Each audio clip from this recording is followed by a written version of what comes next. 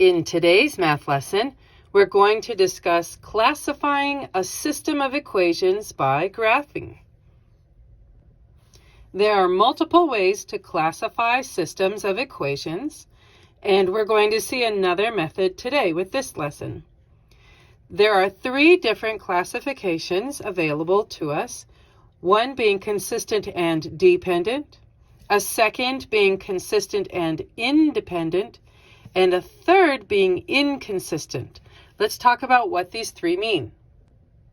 The description of a system being consistent and dependent means that the two lines will be exactly the same, and as a result, they will have infinitely many solutions. The classification of consistent and independent means that the two equations, the two lines, will be intersecting at exactly one point. There's one solution.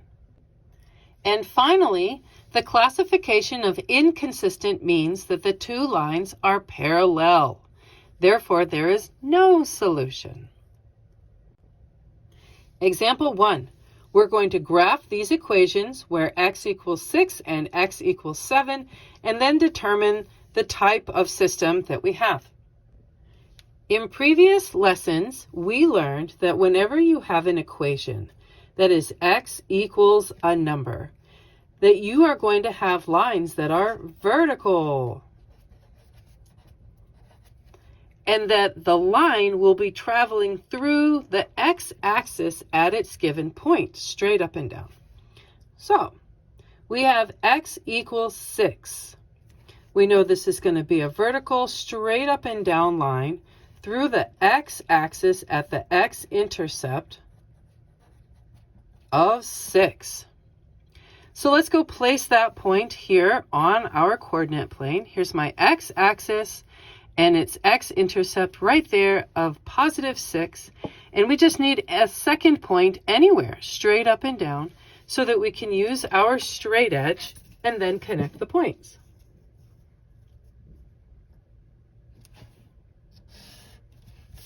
All right, second equation. Our second equation is also x equals, but this time it's 7. So it is again a vertical straight up and down line with the x-intercept, this time at 7. So we'll place a point on our x-axis at positive 7. We'll put a second point somewhere vertically on that same line, just so it's easier to draw with our straight edge. Okay, so now we see that we have two lines and they are parallel. And we learned in the introduction that parallel lines are inconsistent due to having no solution at all. So there you go. Example 2. Graph these equations where y equals x and y equals 7/4 x plus 3, and then describe the systems of equations. Both of our equations are in the slope-intercept format, which makes them really great to graph. Let's start. With our first equation, we don't have a y-intercept showing, so that means my y-intercept must be 0. But our slope, m, that's the understood 1 in front of the x. And to be able to use it, we make it into a fraction by putting a 1 underneath of it. This slope is positive, so we will be traveling up and to the right. Okay, our y-intercept is at 0, so let's place that point.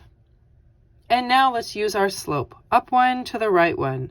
And we'll keep doing that until we run out of graph. Having done that, let's grab our handy-dandy straight edge and connect all of our points. Okay, let's go look at our second equation. In this one, our y-intercept is 3. Nice and visible. While our slope is 7/4, also very friendly to work with, especially since it already is a fraction. We know that due to it being positive, we're going to travel up and to the right. So let's place our y-intercept on the y-axis at 3. There it is. And now let's use our slope of 7/4. So from 3, we'll go up 1, 2, 3, 4, 5, 6, 7, and to the right 1, 2, 3, 4. Okay, we've run out of graph. It was that quick. Now, if you want a third point just to making your line easier, you can put the car in reverse, so to speak. Instead of going up 7 and to the right 4, reverse would be go down 7 and to the left 4. So let's do that to grab a third point. 1, 2, 3, 4, 5, 6, 7. 1, 2, 3, 4. Okay. Now that we've got 3 points, super great to work with, especially with a straight edge, we see that our 2 lines intersected.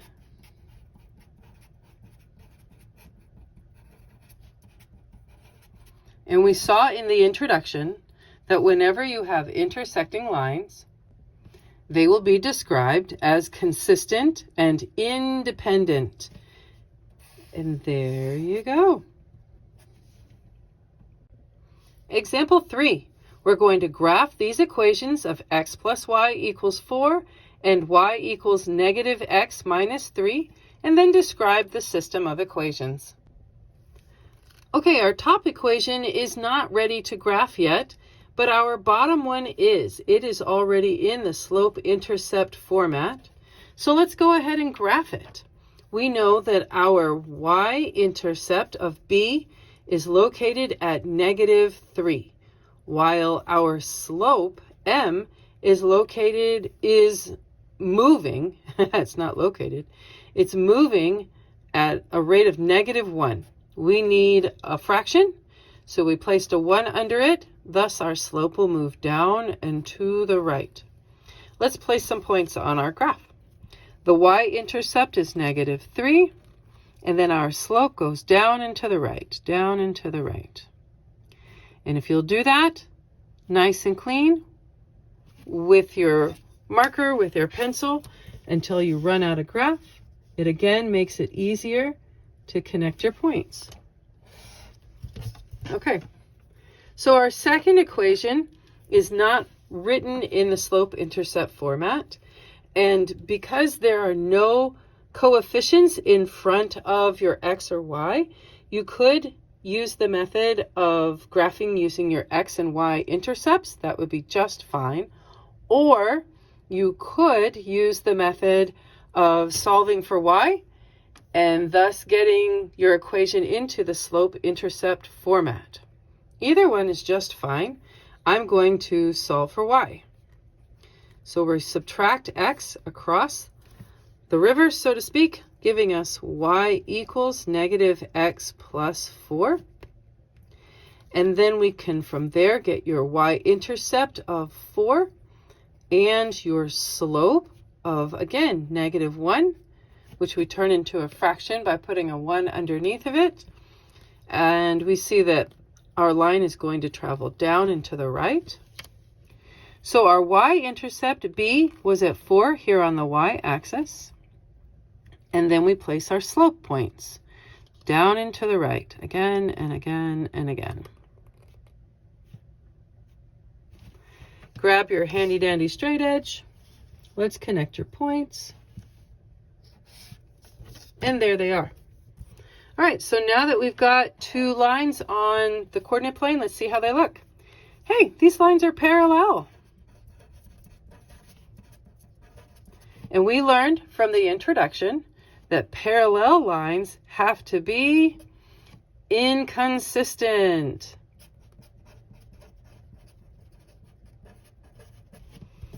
And there's your description. And there you go. Example 4.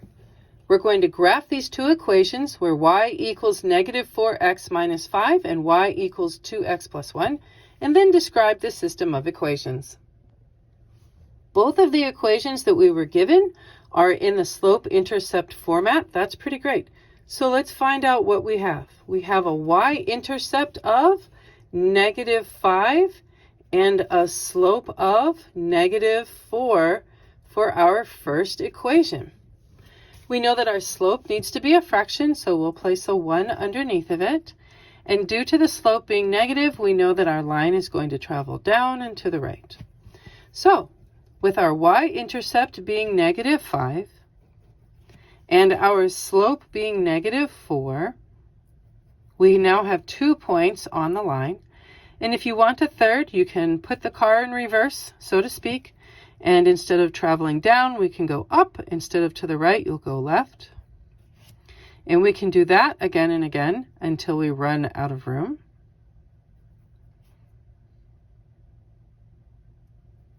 And there we are. So let's go connect our points using our straight edge.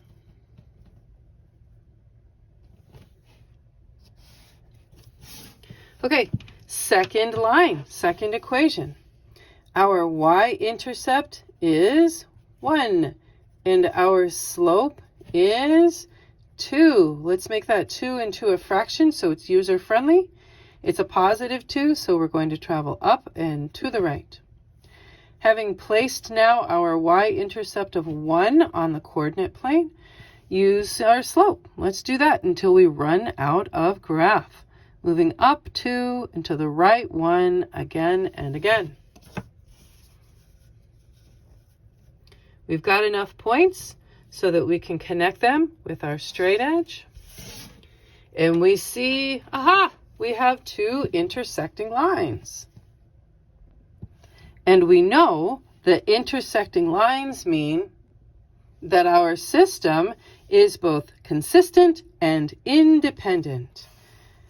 And there you go. For our fifth and final example, we're going to graph the 2 equations of y equals -2x plus 6 and y equals -2x plus 8, and then describe the system of equations. Both of our equations are in the slope-intercept format, so that makes it really easy and friendly to graph them. With our first equation having a y-intercept at 6 and a slope of -2. And we can make that slope user-friendly by placing a 1 under it, so we have a fraction. As a result, we know that our line is going to travel down and to the right. Let's place our points on there, with the y-intercept here at +6, and then our slope moving down and to the right, again and again, until you run out of graph. Grab your straight edge and connect your points. Okay, second equation. Second equation tells us that our y-intercept is 8, while our slope is again equal to -2, which we make user-friendly by placing a 1 underneath of it, seeing that our line is going to travel down and to the right.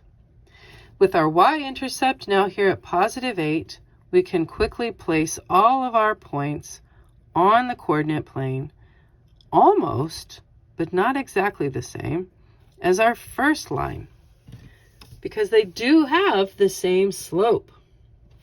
Okay, now that we see it, and we already knew anyways from definition, that 2 lines with the same slope, as shown here on the graph, they are parallel lines. And parallel lines mean that our system is going to be inconsistent. And there you go.